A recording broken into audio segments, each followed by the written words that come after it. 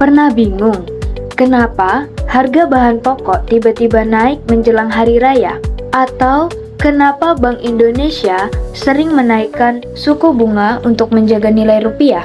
Bagi siswa SMA, materi ekonomi makro seperti teori uang, inflasi, dan kebijakan moneter sering terasa abstrak dan rumit. Padahal sebenarnya sangat dekat dengan kita dalam kehidupan sehari-hari. Halo, perkenalkan kami dari Universitas Sanata Dharma. Kami melihat bahwa keterbatasan media pembelajaran interaktif membuat siswa sulit untuk memahami konsep-konsep ini secara utuh.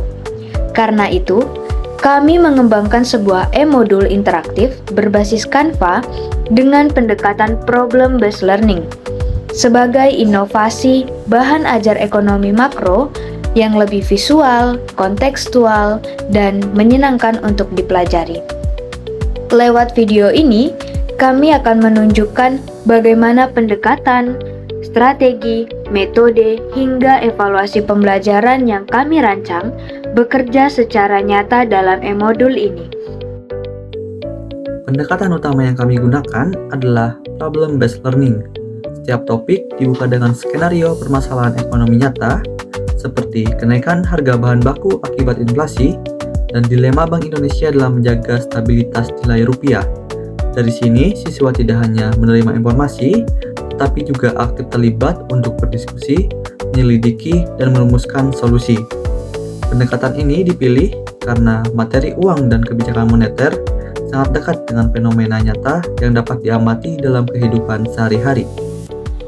Strategi yang kami terapkan adalah pembelajaran aktif berbasis inquiry, lewat pertanyaan pemantik, studi kasus ekonomi Indonesia, dan refleksi mandiri di setiap topik. Metodenya kami padukan dari 4 hal. Studi kasus menggunakan data inflasi BPS dan kebijakan suku bunga BI, diskusi berbasis masalah dalam kelompok kecil, eksplorasi mandiri karena materi disusun modular, dan latihan soal formatif di akhir setiap topik untuk mengukur pemahaman siswa. Secara implementasi, kami mengembangkan 6 fase interaktif di setiap pertemuan. Pertama, orientasi masalah, dibuka video dan skenario kontekstual. Kedua, merumuskan masalah. Siswa merumuskan minimal 3 masalah dari skenario tersebut. Ketiga, penyelidikan dan pengumpulan data. Siswa mencari informasi lewat tombol aktivitas. Keempat, mengembangkan solusi. Data diolah menjadi analisis dan rekomendasi kebijakan, misalnya menyusun infografis di Canva. Kelima, menyajikan hasil.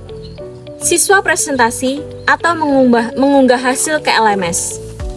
Dan keenam, menganalisis dan mengevaluasi proses, ditutup dengan penguatan konsep dari guru, serta pemberian rencana capaian seperti money analysis atau subprime ekonomi. Keenam fase ini diterapkan konsisten di setiap 3 pertemuan, dengan siswa berperan sebagai analis kebijakan ekonomi muda, calon ekonomi muda, hingga tim analis krisis ekonomi negara. Untuk evaluasi, kami mengintegrasikan 2 platform assessment digital langsung di dalam e-modul. Google Form untuk asesmen esai karena jawaban siswa otomatis terekam dalam spreadsheet.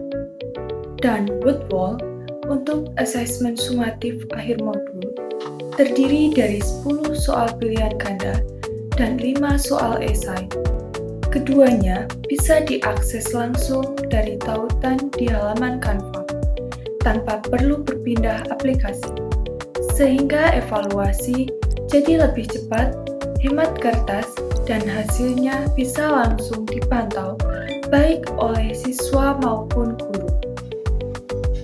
Dengan pendekatan PBL, strategi inquiry, metode yang variatif, serta evaluasi digital yang terintegrasi, kami berharap e-modul ini bisa menjadi bahan ajar ekonomi makro yang tidak hanya inovatif, tetapi juga benar-benar dapat membantu siswa untuk memahami konsep, berpikir kritis, dan lebih termotivasi dalam belajar.